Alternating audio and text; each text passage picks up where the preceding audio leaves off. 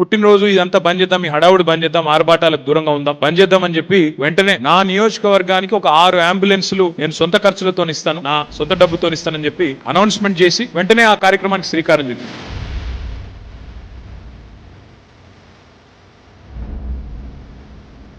ఈ సంవత్సరం కూడా సమాజానికి, అందులో ముఖ్యంగా అంగవైకల్యం వల్ల ఇబ్బంది పడే తమ్ముళ్ళకి కానీ చెల్లెళ్ళకి కానీ కొంత లాభం చేయాలనే ఉద్దేశంతో ఒక ఆలోచన చేసి నేను ఒక 100 మోటార్ సైకిల్ నేను డొనేట్ చేస్తాను అని ముందుకొస్తే ఇప్పటికే దాదాపుగా మా గౌరవ శాసనసభ్యులు, మంత్రివర్యులు అందరి స్పందన ఇప్పటికే ఒక 1000 దాటిపోయింది. 1000 పైచిలకు మోటార్ సైకిల్ డొనేట్ చేస్తామంటూ ఎక్కడికక్కడ మా నియోజకవర్గాల్లో ఆ ప్రాంతాల్లో ఉండే మా అన్నదమ్ములు ఎవరైతే ఉన్నారో, ఎవరికైతే కొంత ఇబ్బంది ఉందో వారికి మేము ఈ రకంగా సహాయం చేస్తామంటూ ముందుకు రావడం నిజంగా కూడా అభినందనీయం.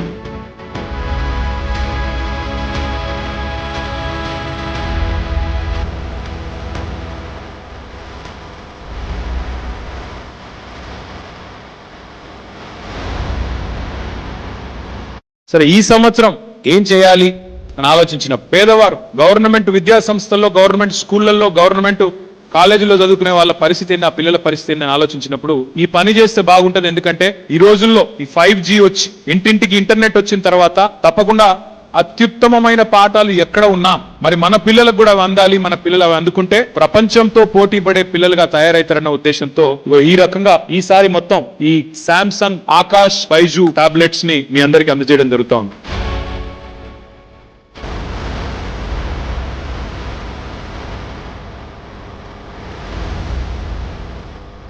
నలభై 47 మంది టాపర్స్, ఇంకా 47 కాబట్టి 47 మంది అనుకున్నాం.